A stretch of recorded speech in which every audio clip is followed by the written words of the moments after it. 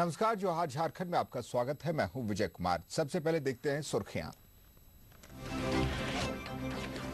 रांची के फुटपाथ दुकानदारों का राजभवन मार्च, राष्ट्रीय फुटपाथ नीति लागू करने की राज्यपाल से मांग।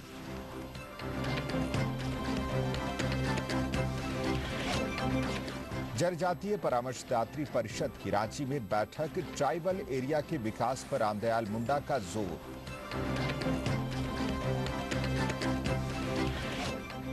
कांग्रेस के प्रदेश अध्यक्ष ने किया राज्यपाल का बचाव, अधिकारियों की ट्रांसफर पोस्टिंग में है ब्यूरोक्रेटों का हाथ।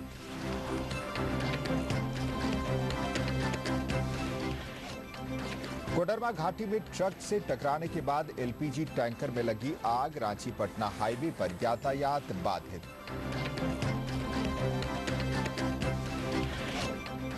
और जड़ी बूटी और जल स्नान के बाद मां छिन्नमस्ता की निकली डोली, रजरप्पा में उमड़ी श्रद्धालुओं की भीड़।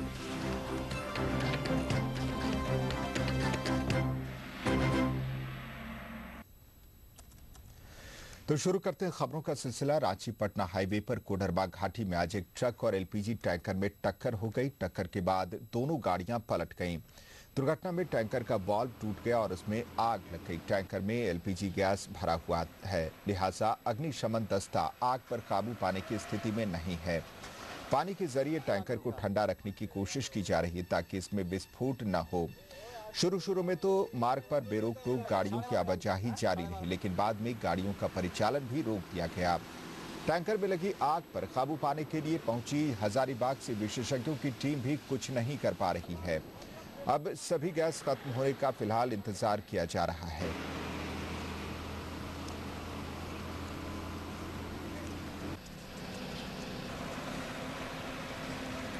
उसका ब्रेकर काम नहीं किया, सामने से गाड़ी आ गया था, तो गाड़ी जब आ गया है उसका वो बाएं कर लिया, बाएं जब कर लिया है तो उसका टैंकी पलट गया। तो पलट जाके वो पिन टूट के टैंकी अलग हो गया, हॉर्स भी अलग हो गया और उसी में उसका बेल्ट टूट गया था और उसी में आग लग गया।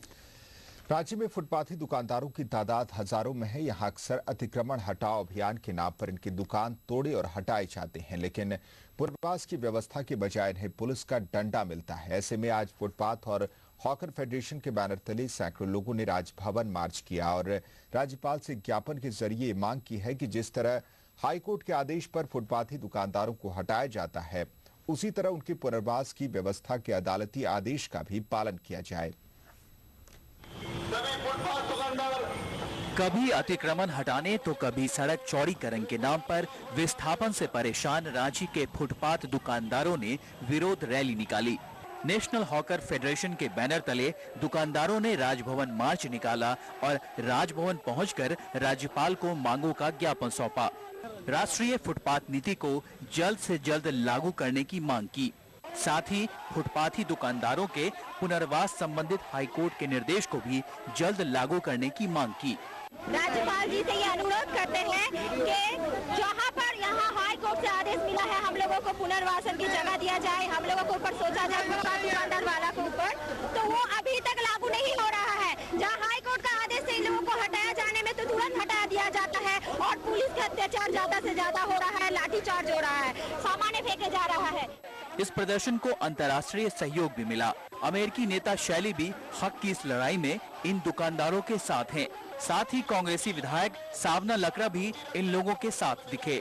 लेकिन हॉकर्स फुटपाथ दुकानदार के बिना डेवलपमेंट कभी नहीं हो सकता, क्योंकि फुटपाथ दुकानदार ही अपना इकोनॉमी है, वो ग्रोथ मतलब इकोनॉमी को खूब बढ़ाता है। लेकिन जहाँ जरूरत है, जहाँ खाली जगह है, वैसे जगह में निश्चित रूप से इनके लिए जगह बना करके दुकान देना चाहिए, क्योंकि इनके लिए वैकल्पिक व्यवस्था जब तक ना हो, जहां उन लोग थे वहीं इन लोगों को अपना रोजी रोटी के लिए बिजनेस करने देना चाहिए। फुटपाथी दुकानदारों की संख्या और देश की अर्थव्यवस्था में उनकी भूमिका को देखते हुए केंद्र सरकार द्वारा साल 2009 में एक राष्ट्रीय नीति बनाई, जिसमें उनके विस्थापन और पुनर्वास संबंधित विभिन्न प्रावधान हैं। लेकिन ये नीतियां अभी तक झारखंड में लागू नहीं की गई हैं। कैमरामैन संजीव के साथ मनोज, ईटीवी न्यूज, रांची। जनजातीय परामर्शदात्री परिषद की आज रांची में बैठक हुई। रामदयाल मुंडा की अध्यक्षता में इस बैठक में प्रशासनिक पदाधिकारियों के साथ विधायकों ने भी शिरकत की। बैठक में जनजातीय क्षेत्रों के विकास और पिछड़ापन दूर करने जैसे मुद्दों पर चर्चा की गई। मुंडा ने कहा कि अभी तक जो काम हुआ है उसकी समीक्षा के साथ ही भविष्य की नीति पर विचार किया जा रहा है ताकि प्राथमिकताएं तय की जा सके। उन्होंने कहा कि विकास के जरिए पिछड़े इलाके और विकसित क्षेत्रों के बीच जो बड़ा गैप है उसे पाटा जा सकता है। और सरजमीन पर देखें कि सही में काम हुआ है।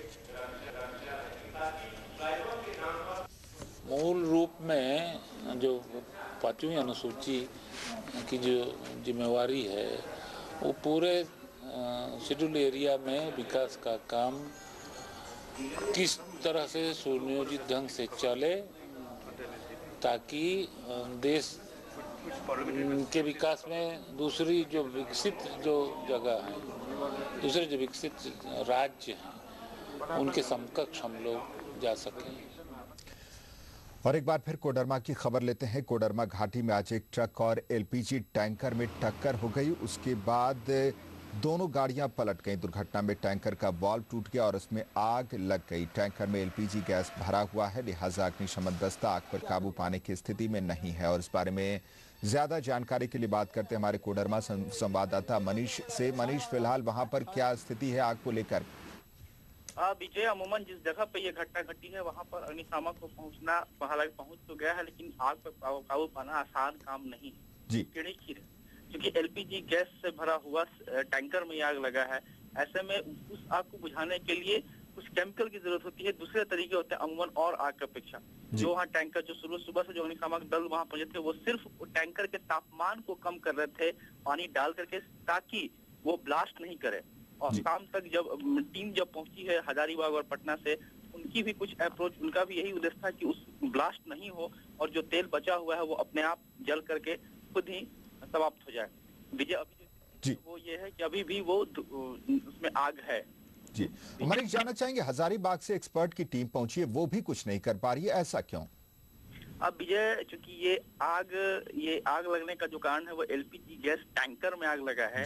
वो घाटी है, दूसरी चीज की जो भौगोलिक जो स्थिति है वो पहले हम कह चुके वो घाटी है और वहाँ ऊंचाव नीचे वहाँ का जो भौगोलिक बनावट है वो इस तरह का नहीं किसी और तरीके से वहाँ की आग को बुझाया जा सके। उनके पास जो है वो तकनीकी में यही होता है कि किसी तरह से आग आसपास में आग फैले नहीं या ब्लास्ट हो तो दूर दूर तक इसका कोई असर नहीं पड़े, तो आसपास के इलाके को दूर हटा दिया जाता है, रिहायशी इलाका को लोग को दूर कर दिया जाता है।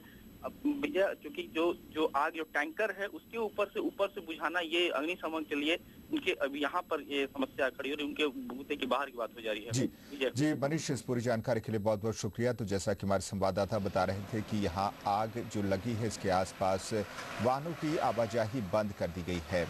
फिलहाल मौके पर अभी वहां पर सुरक्षा बरती जा रही है और एक्सपर्ट इस बात का ख्याल रख रहे हैं कि कहीं विस्फोट न हो वहां पर। 12.5 टन 12.5। बुलेटिन में वक्त हो चला छोटी सी ब्रेक का। ब्रेक के बाद देखें कुछ और खबरें।